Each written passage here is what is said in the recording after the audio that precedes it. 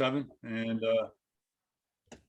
now we are official. So we're gonna do the Pledge of Allegiance real quick. I have this flag handy. I pledge allegiance to the flag of the of the United States of America, and to to the the republic republic for which it it stands, stands one nation, under under God, God, indivisible, with liberty and justice for all. I don't see anybody from the public on. Let me just validate. Larry, nobody's waiting to get in, anything like that? No, they should be in already if they were waiting. Okay, great. Thank you. All right, roll call. I'll do kind of a silent roll call. Make a note here. Leon Fred, Paolo Matt, Irene Howard, and yours truly. All right. Just a reminder that there are vacancies for the vice chairman role and for a legal advisor. In addition, there is one vacancy for an at-large veteran who's interested in getting involved, and maybe this fellow Eugene that I was just talking about, who was Coast Guard. Maybe he's interested. Relative age, he's probably late 20s, early 30s, so might be good to have some young blood on board as well. So moving on. Next up on the agenda is committee chairman comment. 2021 was pretty successful despite everything going on. We got a lot done. The one thing that we can really hang our hat on, actually two things. We had the Vietnam War plaque at Calf Pasture updated with two names that these fellows were MIA when the plaque was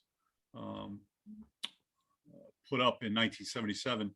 And I understand if they were aware of them at that time, I understand them leaving them off, because in 1977, there still may have been a possibility that they were POW somewhere in the country of Vietnam. So that's official now, and that's great. I still haven't found a family member for one of the guys.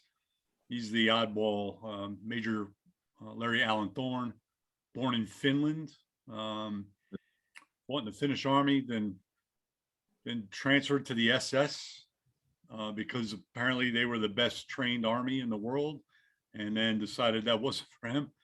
Jumped on a container ship, went to Mobile, Alabama, jumped off the container ship and landed somewhere in Norwalk. And then the Finnish community between New York City and here, he worked as a carpenter, a driver, and then wanted to join the army. So he got naturalized, and off he went and served in the Green Berets. Actually, David Cole, who passed this past year, remembers him. So, and then apparently there was a essay contest at All Saints, and a second niece wrote an essay about him, that my great uncle Larry was this guy, and I can't find anybody. But anyway, that aside, that was one of the big wins for the year for this committee. And then the other one is, of course, getting the Purple Heart monument approved for Vets Park. Pay homage to our combat wounded. And now I'm working on another project right now. It should be done, what's today, the 10th. It should be done in a couple of weeks. And then I'm going to go circle back with the list of 174 recipients of the Purple Heart and try to find family members. And then that way, when we do the rollout and the unveiling, that we can invite family. And while names aren't going to be on the monument, at least to have them present, they can say they were there that day and maybe pass that knowledge down to their kids and grandkids and that sort of thing. So that's coming. So in that regard, 2021 was a good one. So that's really all I have for my comments for now. I do have something on our new business we'll talk about, but all right. When you So took, I'm sorry. all right, I was going to say, you're talking about the Purple Heart. I assume that is all wars. You're not. You're just looking for individuals who have not been identified so far. I think Additional I'll go with that. individuals. Yeah, I am always open to somebody that isn't on the list. Pretty much everybody that I have identified, I found family or the person who is still alive, in the case of Vietnam. So yeah, some people I didn't find. I mean, at one point, we had 98 names on the list and 80 of them were awarded the medal posthumously. And finding family members going back to World War II, which is actually, I'm getting pretty good at it with this other project I'm working on, but it is possible we can find some family members from those that were deceased because of getting killed in action or disease or accident, whatever happened in World War II there for them to get awarded. But nonetheless, moving on to old business. First agenda item is the city resource directory for veterans. Got some bad news this morning. So it's done. I sent it out to the committee for input and I did get some back. And so we modified it. There's going to be two versions, a print version that'll go out and then an electronic version that we're going to want posted somewhere on the city website that'll have hyperlinks to different things. Putting a hyperlink in a printed document really doesn't help. Even if you spell it out, HTTPS, that then, 52 characters later. And for, if you got one wrong, it's a pain in the neck. So, so we have a print version. So I sent this off to the printer that City Hall uses, and the quote came back at roughly $3,000 to send this out to 1,400 veteran households in Norwalk. Wow. And so I sent an email to Recreation and Parks on Friday and got my answer this morning. That Ken Hughes, if you don't know him, that's a good guy right there. He answered this email of mine from Friday at 6:09 a.m. So an early riser apparently. And in our budget, we have a line item for postage and there's $48 in it. So I think mailing it out, we can't take away from the other line items that have money in them because that is our budget through June 30th to hold the Memorial Day Parade, the Veterans Recognition, or not the Veterans Memorial Ceremony. And then, of course, when we roll out the Purple Heart Monument in Vets Park, we're going to have a nice ceremony there that might cost some money, have some refreshments, that sort of thing. So, I Jeff, think, do we have, to supplement the $48, do we have excess money in other accounts for us? no. So in the interest of full disclosure, this is being recorded. So here we are. In advertising, we have $768. And in other professional services, which is where we draw from for ceremonies, there's 6,000 in there. And then in business expense, there's 1,100 in there. Mhm. And in rec supplies, 2,300 in there. So And we're part of the city budget? we are part of Recreation and Parks budget, which falls under the Okay. city. Yes. Well, this is jarring some memories of mine when I was in city government, but you can apply to the finance director to have a transfer from one account to another, and I believe the finance director has authority himself up to $5,000. Anything beyond that would have to go to the BET, but they routinely do transfers between accounts. Okay, that's a good tip, and that's why you're on this committee, Fred. Thank you very much. That's good, good advice. Personally, I'd like to make this an annual thing in January because the last page of the guide is all of the events that are related to veterans for the entire year. And, so you do this in January and everybody knows that they're going to get this. And then when I get feedback that I didn't know this was happening, I can point back to the veteran resource guide that was mailed. So maybe we need an adjustment to our budget to cover mailing this every year too. So to get that done, I'll work through Rec and Parks on that. But I think this is a valid thing that this committee does because clearly we're not reaching all the veterans. And not everybody reads the Norwalk Hour anymore for whatever reason. And there's 10 to 15 other places we can put things, but we can't reach everybody. And the only way to really reach everybody is to put something in their mailbox. That's my 2 cents. Anybody have any comments on that? Well, I know you said that nobody reads the Norwalk Hour. they do read the hour, and it's also online as well as Polish.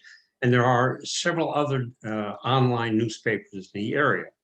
Now, the thought going through my mind is that link on the Norwalk site? If it is, then that could be used as an article as far as one of these news media places are concerned. The other thing, maybe you get yourself interviewed on News 12. Yep, that's an idea too. Yeah. It's food for thought, definitely. Basically, it would be a press release announcing the posting of the link. And then you could, building on what Leon said, you would then send that to News 12 and The Hour, Nancy on Norwalk, whoever else you want to think of. And some of them will pick up the story, I'm sure. Let's hope. That's again, good feedback. Thanks. Jeff, one thing in your print advertising, you said the link is too long. You could put a QR code and people could just scan it with their phone and go right to the website. Yep. It's good Say point. that. Yeah. Jeff, also, I think in a previous email you mentioned about sort of e-blasting out the guide or the link for the guide. Mhm.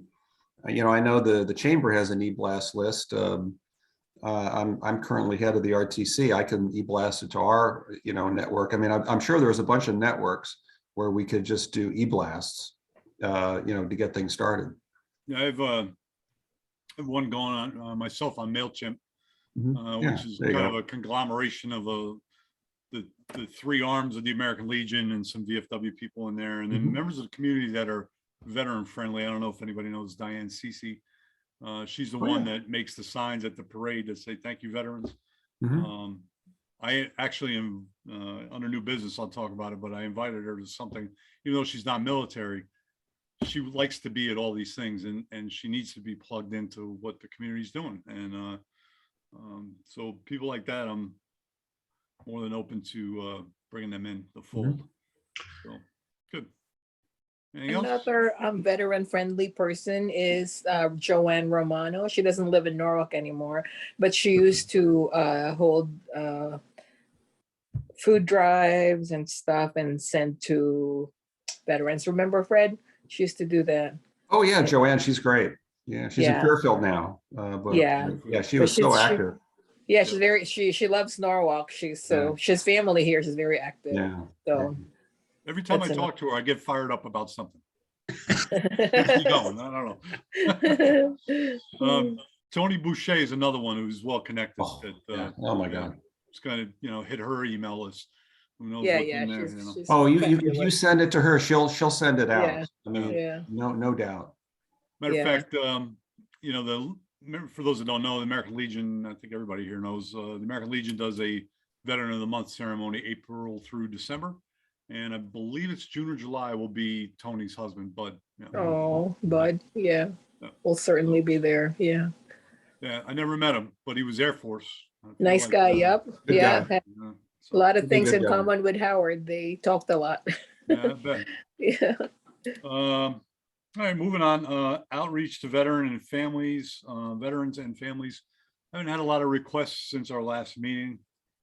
Really, anything that comes to City Hall, Irene, you get that and then forward it out to me.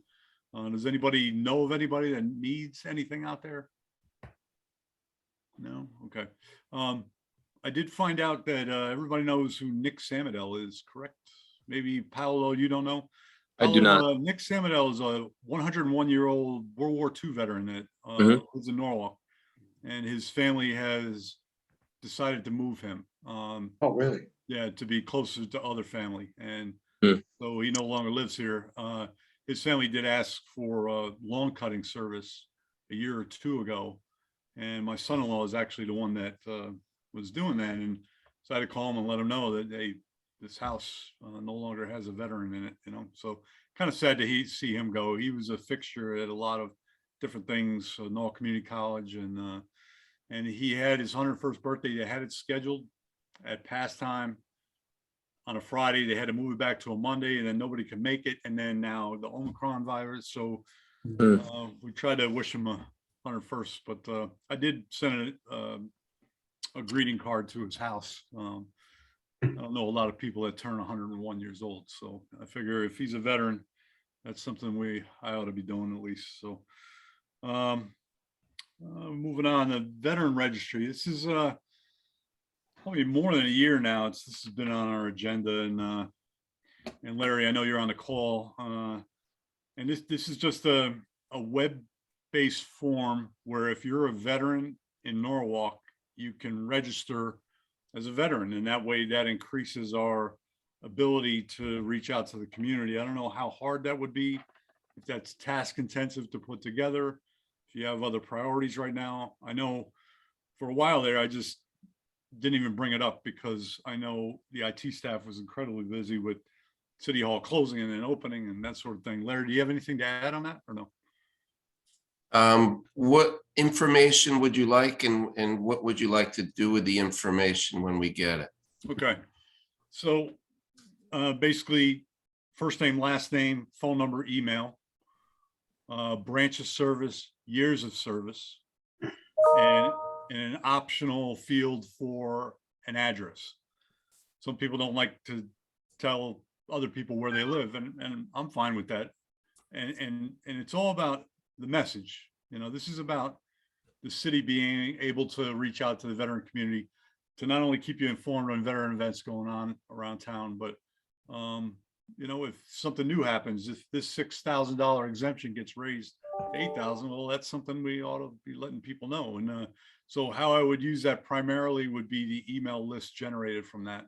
And those that don't leave an email address, at least we have an accurate phone number. And again, that would be a press release encouraging the veteran community to do that. And then through the veteran organizations that Matt and I are involved in, VFW, American Legion, the Marine Corps League, and others, we can get the word out to register. And I don't know. Yeah, I don't feel about that. Yeah, I don't see why we couldn't do that for you. All right, I'm gonna put that together. I'll send it to you. I'll copy Irene on it. And yeah, the state of Pennsylvania is where I got the idea. They have a registry exactly like this, web-based form for the entire state, for every veteran in the state. And if they can do that, you know, with privacy rules and all that involved, and all we do is mirror what they're doing, I think legally, you know, under Privacy Act and that sort of thing, I think we're in good shape. Certainly we should run this by Corporation Council to make sure we're not breaking any rules in that regard. But yeah, matter of fact, I'll copy them too. All right. Make it work for myself. Next up, partnership with the Norwalk Chamber of Commerce. So Paolo, it's always been my my wild dream to have a Veterans Chamber of Commerce, kind of like the there's a Greater Norwalk Hispanic Chamber of Commerce. There was a Greater Norwalk Veteran Chamber of Commerce where you meet outside of the regular chamber meetings and then bring your lessons learned back, and they're there to mentor and that sort of thing. I'd love to see that happen. Didn't really get any legs. I'm not sure why, but how do you feel about that? Well, I mean, it's very important. I think it's very important to have to identify the businesses that are owned by veterans. That's what you're talking about, right? Yes. Part of it. Yeah. I think we can definitely do that. I can get with Brian and see if he has sent out an email asking chamber members who are veterans. I'm sure he got responses, a lot of responses. I was one that responded right away.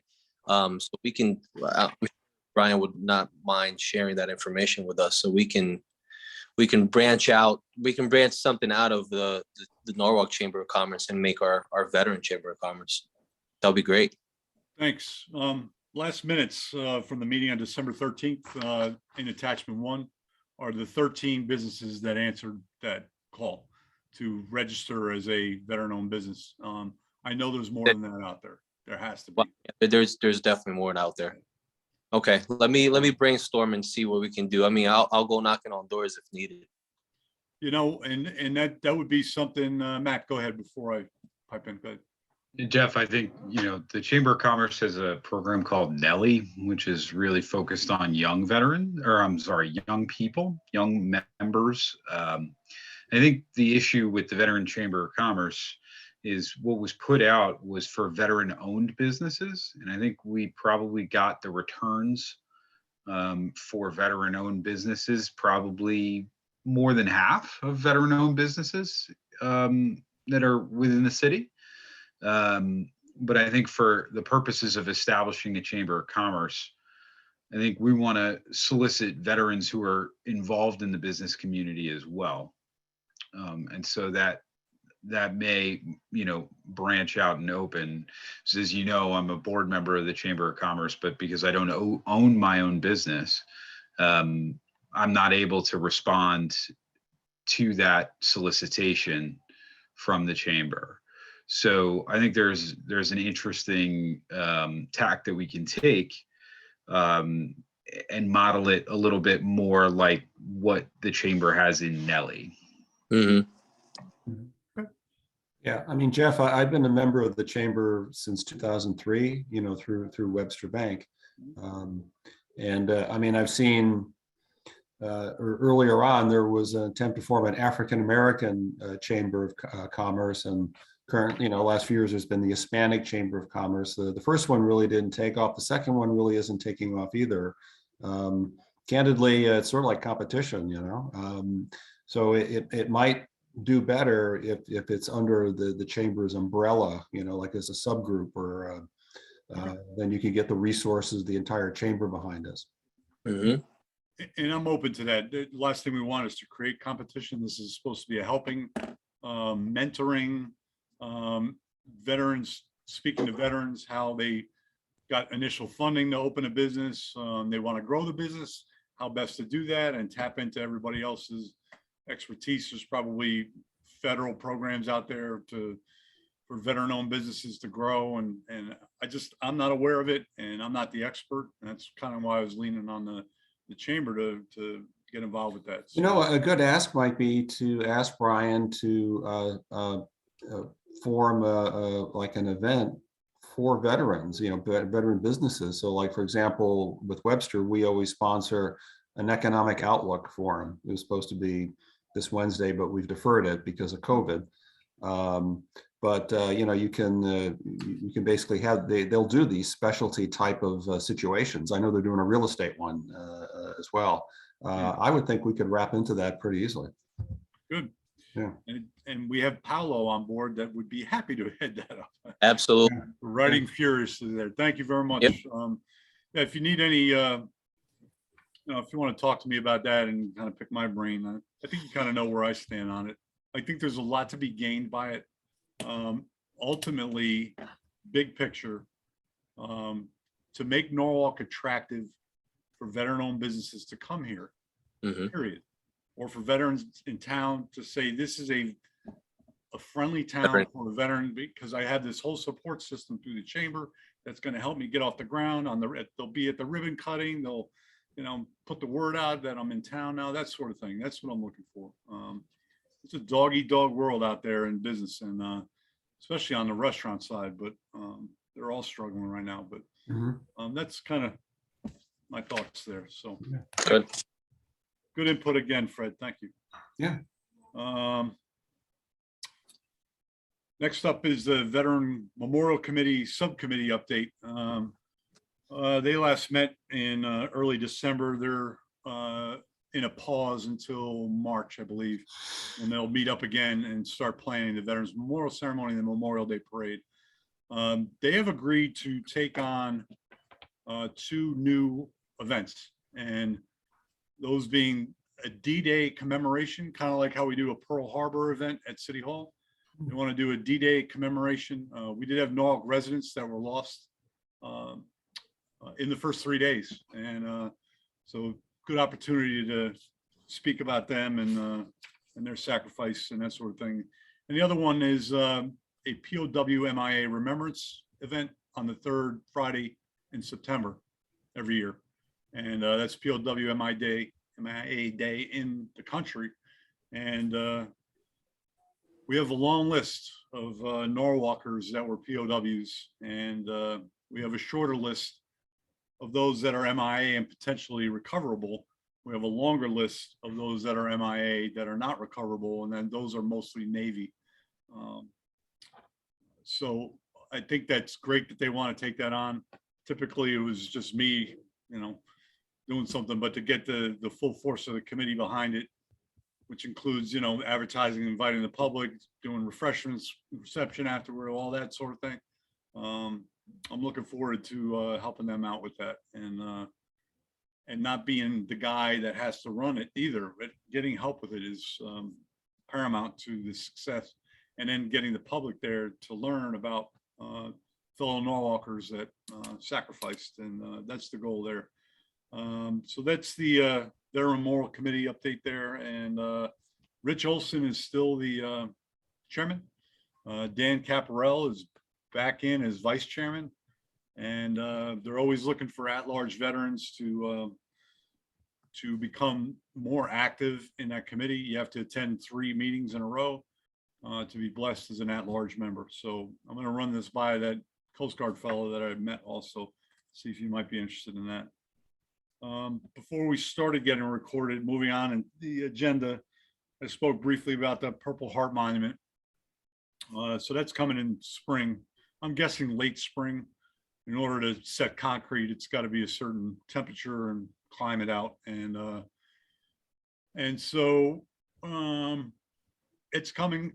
It went to the we got 3 bids. It went to the lowest bid. They're more than happy to do this for us. I don't know where they are in the process of putting it together, but I'm making myself a note to reach out just so I have an update for you at our next meeting. Monument status. I'm looking forward to that. On that note, actually the next agenda item is where I was going with this, and that's future monuments at Veterans Park. We did have a reporter from the Hour picked up on our last committee meeting, the fact that it would be nice to make Veterans Park more identifiable as a Veterans Park. Right now, it's more of a marina and soccer and lacrosse, and not really a lot of veteran related things in there. And so that was my goal with the Purple Heart Monument. And then I started thinking, when I wake up at 2 a.m, this is what I think about. Cuckoo. Anyway, building out the sidewalk, the brick sidewalk that leads from Seaview Avenue to that structure in the middle of the field. A lot of cities have monument parks, for lack of a better term. It's kind of borrowing from Yankee Stadium, but a monument to every war that or conflict that Norwalk residents responded to. I think that would be a great history lesson for young folks in the city, and it would be another way to honor our veterans that went off and served the country in a bigger and louder way. The article in the Hour did get some traction with the comments, because that's the world we live in now. There was some not so positive comments about the fact that they were glorifying war by doing this, and certainly that's not the case. I didn't respond to any of the comments, good, bad, or indifferent, because this is just a concept that's in my head. We haven't even voted on anything, and where's the money coming from? And there's 1,000 questions with this, but I think it'd be a great idea. And we start with this Purple Heart Monument, and maybe do one more by the end of 2022. Buyabrick.com, places like that. We can do something that, with the creativity of the team in Rec and Parks, I think we can find a way to do this. Jeff, I would just say, don't, and I have some experience with this in terms of negative comments. Basically ignore them. And, you could propose that the earth is round and you're going to get negative comments. So, it's just, hey, it's Norwalk, and it shows you're alive, you're doing something. So, yeah. I'd like to think that in the last 2 years, since March of 2020, this committee has been more active than any other committee. I think we were constantly out there looking for stuff to do, and we didn't stop. Yeah. And And Actually, so I'd be don't- surprised. Actually, I'd be surprised if no one is against what you're trying to do. That would shock me, actually. All right. I did get some Oh, positive true. comments. There was a fellow that has access to a database that shows how many war memorials and monuments are in every city in Fairfield County. And, Wow. and Norwalk's at the bottom of that list. So And that's a Danbury's good at the top of metric. that list with over 20. So, yeah, so maybe time to do something about that. And this very long term. But I'd love to form a subcommittee to put that together. Any volunteers to take that on? All right, I'll put it in the minutes, and then I'll- maybe somebody that's not in attendance today will think that that would be a good thing to work on. So, good.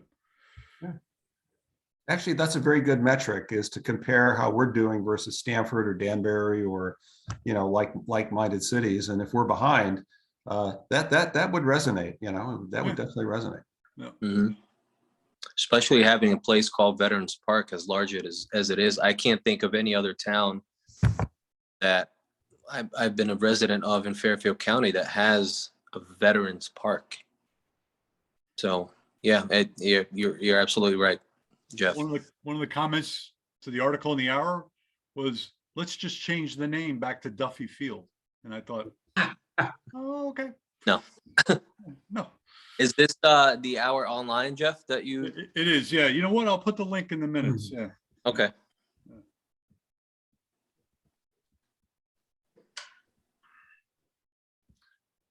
All right. Two more on our old business. The Wall That Heals. I think everybody's aware of what's happening there. The said mobile Vietnam Veterans Wall, 3/4 scale wall that gets packed into a tractor trailer. And that when the wall is unpacked from that and assembled, the trailer then becomes an education center. And it's got screens on the outside. They have glass cases on that are built flush with the truck, but there are items that have been left at the wall in DC that they put out there for you to get a sense of what people leave behind at the wall in honor of somebody that's on the wall. And I think that's amazing. And I can't wait for this to happen. The next meeting for that is Thursday, I believe, via Zoom. And so we'll go once a month until probably early May, and then go once a week. We're really going to ramp up. I've got some really good people on board. It's lovely to be part of a committee where, I have a lot of participation, and this one I think I will.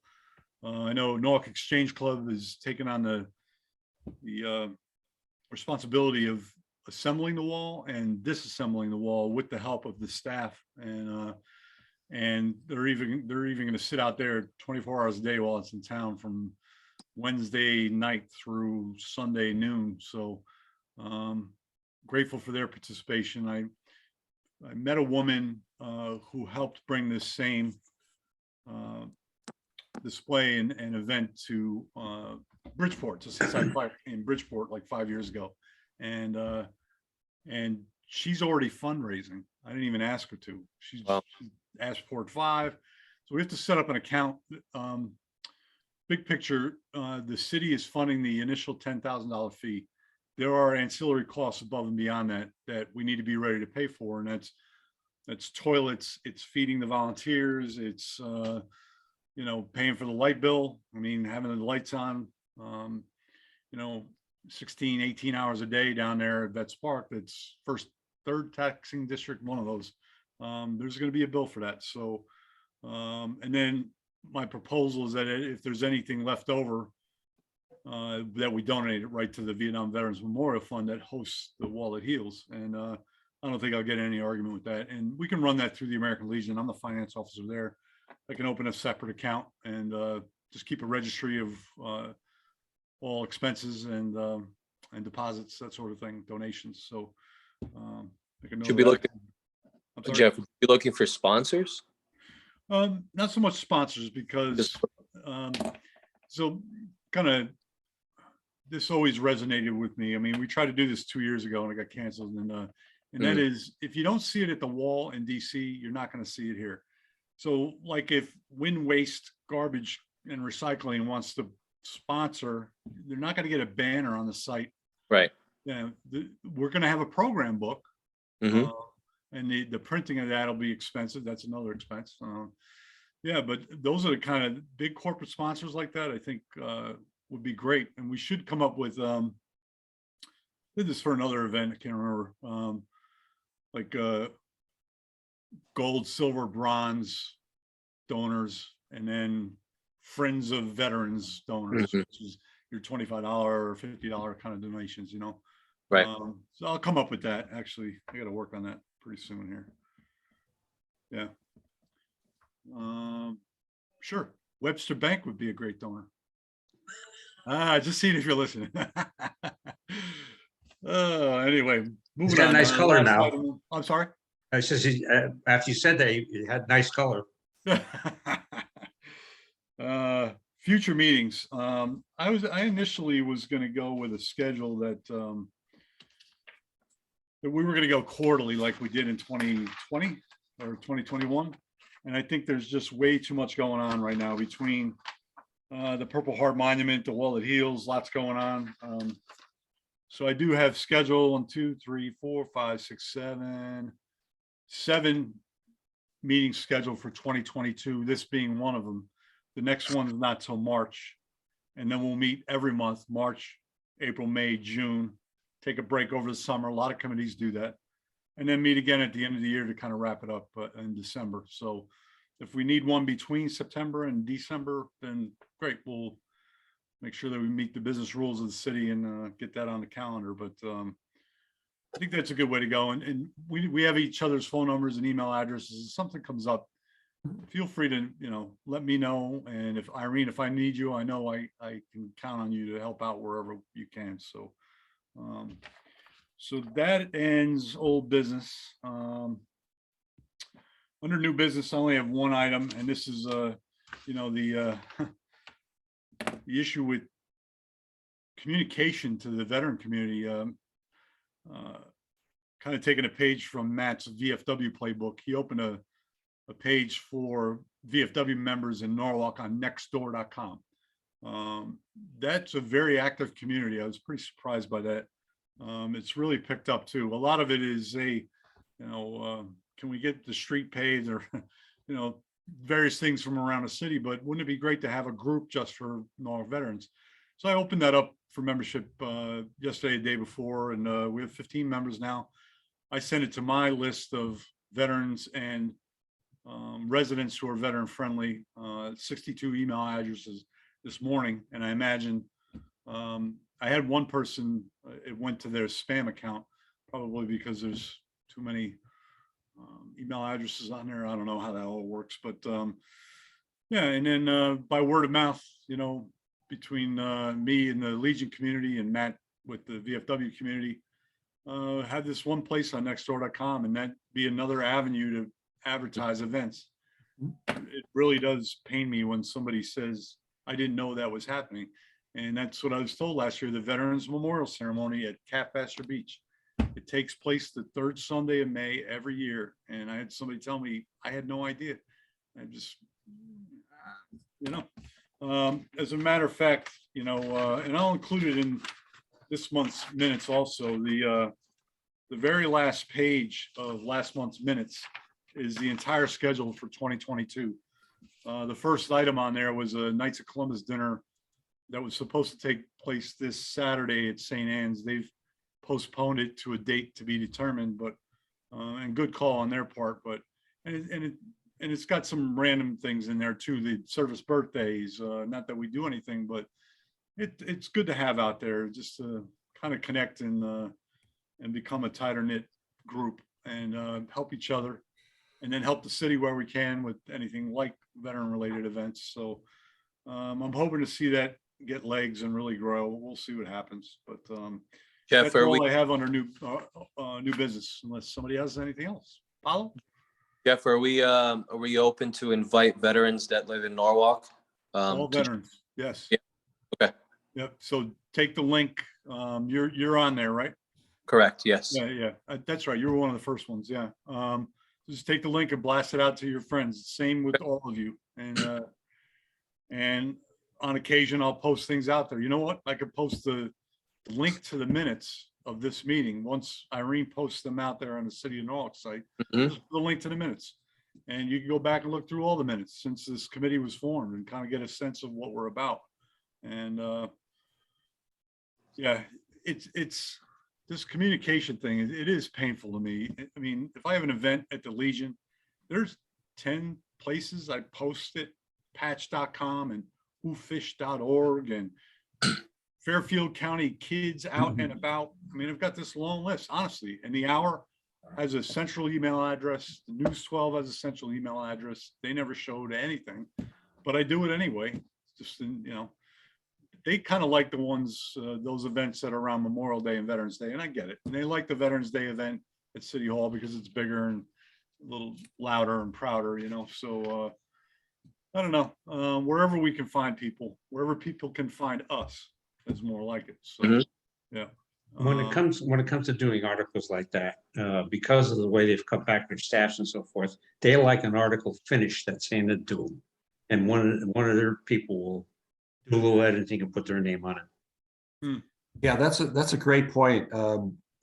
Most of the journalists I've ever encountered are extremely lazy. And literally what Leon said, write the article for them, even put the title on it and hand it to them. And they can just flip it over and do no work. And that's really the way to go. And then plus they print what you want them to say. Yeah, Most over of there. everything. And we've done a couple where we've been cut. Based on the space they have that and for that particular issue.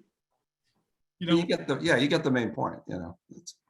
so with the flag ceremonies at the Legion, the first Sunday of every month, April through December, this is a great example of that where I write a little bit about the history of this being in Norwalk for 25 plus years. And April ceremony is honoring Sergeant so-and-so. He went to Norwalk High, he graduated this year. His family lived here. And we'd love to see you come out and honor this person, you know, something like that. To instead of them pulling the information, I push it and then they decide whether to roll with it or not. I just can't let it affect me if I don't get the coverage I think it should. But just move on and choose your battles, I guess. Right. So new business. Anybody have anything? How's Howard doing, Irene? Did we put him to sleep yet? Can't hear you. No? Okay, good. Matt, anything? Thanks for being on the call. Leon? The other thing is, as I mentioned, I was talking to this person who's currently in the Army Reserve, and she's been in it for like 16, 17 years. So I haven't convinced her yet to join us. Oh, you called me about her. You mentioned that Yes, you were going to I go. said, would you like to have a woman? Well, a woman on the panel. Yes. I'd love to increase the amount of at-large veterans so much so that they're kicking down the door to be a part of this committee. That's what I would like. There you have it. So yes, please invite her. Send her the link, get her email address, send her the link to the minutes. Just say, this is not just sitting around joking and you know, telling military jokes. No. We're doing some serious business for the city. I'm just chuckling because of during the snow, her husband and I were shoveling our driveways, you know, taking our breaks and so forth, and we're not trying to kill ourselves. And reached a point where Amanda and my wife were exchanging Christmas niceties. Nice, good. So she's a good candidate for sure. Yeah. Paolo, anything? No. Okay, good. And if you think of anything between now and the March meeting that you want to add for new business, just let me know. I need to add it to the agenda and we'll cover it there. Brian Rooney, you're in dark mode. Show yourself. He's probably in the car or something. No, not in the car. How's it going, Brian? Can't hear you. Looks like he's laying down. I'm still working. Oh, okay. This is my life now. I sit at this desk in my hole and I work. So you left the comfortable confines of the WWF and are now with Home Serve. How's that going? Yeah. Very good, very challenging, very Yeah. interesting. Not very many people can say they went from TV production to working in IT for an HVAC company. So All right. That's a global company. They're Mhm. around the world. So yes, yeah. Yeah. Well, good. Glad things are going well. You work here in Norwalk. You're living in Stanford now. mm-hmm. Yeah. Good. How's that commute going? Oh, it's easy. In fact, I can still get my kid to school in Greenwich and to the office within 30 minutes. So Yeah, it's the reverse commute, right? Yeah. Yep. Not with traffic against it. Yeah. Good to see your mug on here, Brian. It's been a while. Feels like at least. Yeah. yeah, we'll have to catch Larry, up with the group more later. say it again. We'll have to all catch up as a group later at some point. Yes. When we stop saying COVID. Yeah, My son's yeah. talking about it. Yeah, Anyway, yes. Larry Manzi, anything to add from the city and your IT greatness? No, just, send me that information and I'll see what I can do, but, it's great to be part of it. All right. Thanks for your support, Larry. Appreciate it. All right. So it is 6:53. This concludes the meeting. The next one is March 14th. That'll be in the minutes also. I typically turn the minutes around within a day or two and get those off to Irene, and then we'll blast them out to you guys. But thanks for being here. Thanks for all your hard work. Thanks for your input. It's very helpful and it's appreciated. So looking forward to a great 2022 for all of you and all of us. And now I'm going to go eat. I was gonna say, for 2022, I hope all of us and our families have good health Yes. Amen. Absolutely. and be happy at the same time. Amen. Be well, Okay. everybody. All right. All right. Good night. Good night.